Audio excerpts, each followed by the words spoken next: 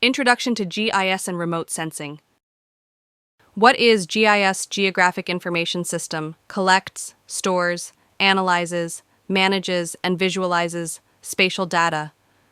GIS stands for Geographic Information System. It is a computer-based framework that helps us collect, store, analyze, manage, and visualize spatial or location-based data. Simply put, GIS allows us to connect data with maps, making it easier to understand patterns and relationships in the real world. The fundamentals of GIS can be broken down into 5 main components. First, data input, where raw data is collected from maps, surveys, or sensors. Second, data storage, where information is kept in databases.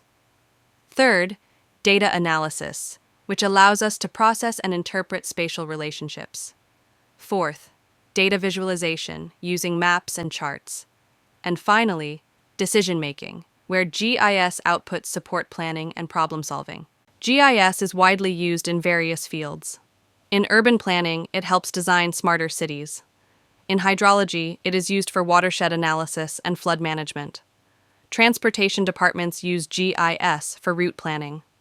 In agriculture and forestry, it supports land use mapping and monitoring crop health. And in disaster management, GIS helps predict risks and guide emergency response. Remote sensing is the science of collecting information about the Earth's surface without being in physical contact. It relies on satellites, drones, and airborne sensors to capture images of land, water, and atmosphere. These images provide valuable data for GIS analysis. When combined, GIS and remote sensing form a powerful toolkit. Remote sensing provides the raw spatial data, while GIS processes, analyzes, and visualizes that data to extract meaningful insights.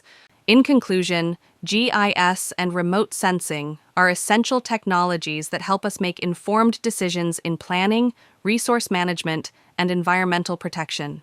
Together, they turn data into knowledge and knowledge into action,